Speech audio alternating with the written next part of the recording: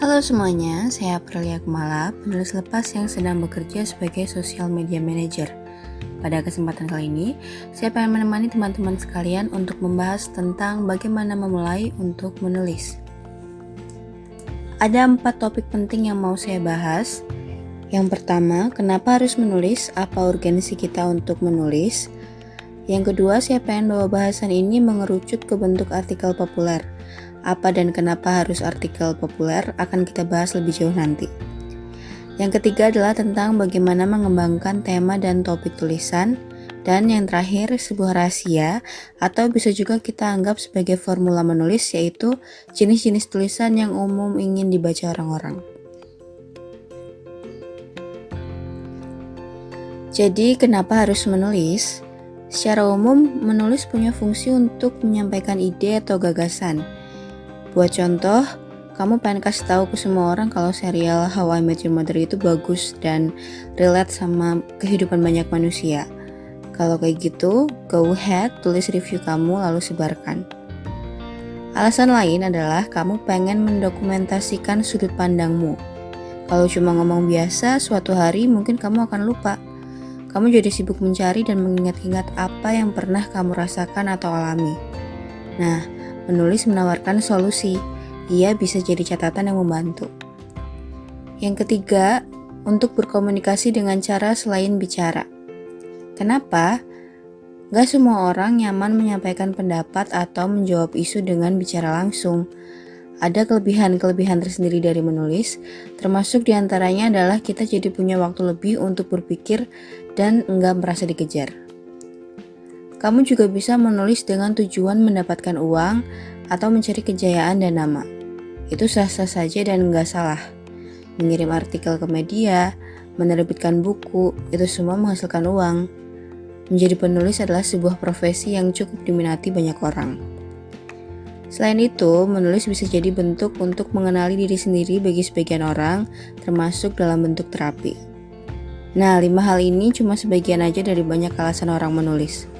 Kamu mungkin menulis untuk membuat dunia sendiri yang bisa kamu kontrol, atau untuk menyampaikan perasaan yang gak bisa kamu ungkapkan, curhat, mengisi waktu luang, dan lain sebagainya.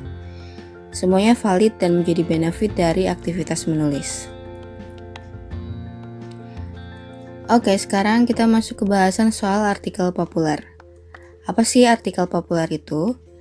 Sederhananya, artikel populer nggak sama dengan berita. Kenapa? Karena berita wajib ditulis sesuai data, fakta, dan tidak memihak, sedangkan artikel populer tidak sekaku itu. Artikel populer juga berbeda dengan artikel ilmiah. Kamu nggak harus menyajikan data-data empirik dengan menggunakan bahasa ilmiah. Artikel populer umumnya berisi sudut pandang atau argumentasimu terhadap suatu isu, disertai dengan referensi. Referensi ini bisa berasal dari pengalamanmu pribadi atau literatur lainnya. Terus kenapa kita menulis artikel populer? Karena jujur aja, artikel populer enggak menuntut bahasan topik yang detail dan dalam. Kamu cuma perlu menyampaikan gagasanmu secara sistematis biar enak dibaca dan mudah dipahami.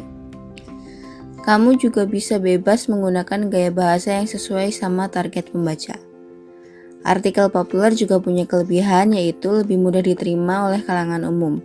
Ia tidak harus berisi istilah yang eksklusif. Berikut adalah contoh artikel populer. Agar lebih mudah, saya akan pakai artikel yang pernah saya buat. Judulnya, Kerja Sesuai Minat Bukan Jaminan Happy Ending. Apa yang saya bahas di sana? Tentang kerja sesuai passion.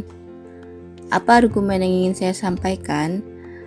Di artikel ini, saya menyebutkan bahwa bekerja sesuai passion tidak sama dengan kepastian hidup bahagia. Referensi apa yang saya gunakan?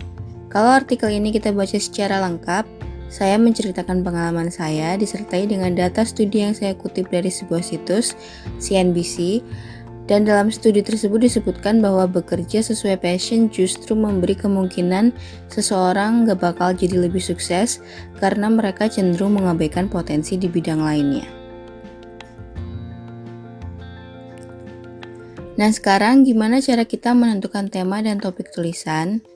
Semuanya dimulai dari ide. Dari mana datangnya ide? Yang pertama, dari keresahan diri sendiri atas suatu isu. Misalnya kamu penasaran banget kenapa orang-orang suka main klip Clubhouse maksudku. Padahal isinya cuma orang-orang yang mendengarkan suara satu sama lain di sebuah room. Kamu jadi resah dan ini bisa jadi ide tulisan. Kedua, pengalaman hidup atau topik yang sedang trending di internet atau kehidupan masyarakat. Ketiga, bahan bacaan atau literatur. Ingat, gak akan ada penulis yang baik tanpa bahan bacaan. Semakin banyak baca, kamu bakal punya pandangan yang beragam dan matang. Setelah dapat ide, apa yang pertama-tama harus kita lakukan? Mulanya, kumpulkan data terkait tema dan topik yang kamu pilih. Lakukan riset segera, bisa dari artikel, buku, atau aktivitas mengamati. Sebelum mulai menulis, buat dulu kerangka tulisan agar nantinya idemu mengalir secara sistematis. Tapi nggak semua penulis menjalankan tahap ini karena lebih suka gagasan yang mengalir gitu aja. Selanjutnya mulailah menulis. Lakukan dengan konsisten dan tekun. Lakukan juga beta editing, yaitu diemin dulu tulisanmu sebelum kamu kembali membaca tulisanmu. Apa fungsinya? Ini layak dilakukan supaya kamu bisa lebih jernih menilai tulisan. Oke, kita masuk ke bahasan terakhir, yaitu 3 jenis tulisan yang ingin dibaca orang. Jenis tulisan pertama adalah tulisan yang menghibur. Gimana maksudnya? Seenggaknya ada 3 cara menghibur lewat tulisan. Yang pertama adalah lewat kisah-kisah menarik atau penyampaian isi yang menarik. Saya sertakan contoh lagi-lagi di tulisan saya. Tulisan ini diawali adalah mengikuti gaya Jarjit di Upin Ipin yang suka main pantun. Sampai suatu hari kalimat 2-3 tutup botol itu trending di mana-mana. Berbekal kalimat itu saya kepikiran untuk nulis satu artikel penuh yang punya rima sama, yaitu semua diakhiri dengan bunyi ol ol ol. Cara kedua bikin artikel menghibur adalah dengan bikin orang lain ketawa. Misalnya dengan artikel humor, tebak-tebakan seperti contoh artikel di layar ini, atau bentuk tulisan parodi. Yang ketiga adalah menghibur dengan ngomongin hal-hal yang gak terlalu mainstream, atau bahasa sederhananya bahas unpopular opinion. Di artikel ini saya bahas pendapat bahwa anak-anak OSIS itu menyebalkan. Ini berlawanan dengan pendapat umum yang menganggap anak-anak OSIS itu semacam murid-murid teladan. Oke, jenis kedua tulisan ini adalah tulisan yang mengedukasi. Artinya, dia memberi ilmu baru, pandangan baru, dan hal-hal lain yang memang dicari oleh pembaca. Jenis artikel panduan seperti ini adalah contoh populer dari jenis tulisan yang mengedukasi. Jenis tulisan selanjutnya adalah tulisan yang menginspirasi. Saya masukkan contoh tulisan saya lainnya. Yang satu membahas hubungan asmara yang gak sehat dengan menggunakan perbandingan terhadap hubungan Johnny Depp dan Amber Heard. Sementara satu lagi menyuarakan pendapat soal kecenderungan kebiasaan menjawab pesan teks dibandingkan mengangkat telepon. Tulisan yang menginspirasi artinya ia membuat pembaca merasa nyambung, relate, atau bahkan tertolong dalam kegelapan, dalam tanda kutip, atau menemukan sesuatu yang baru. Semua artikel dan judul yang saya pasang di presentasi ini bisa dilihat baik di mojok.co ataupun foxpop.id ya. Saya rasa segitu dulu yang bisa saya sampaikan. Terima kasih sudah menyimak obrolan satu arah ini. Semoga bisa bermanfaat buat teman-teman sekalian.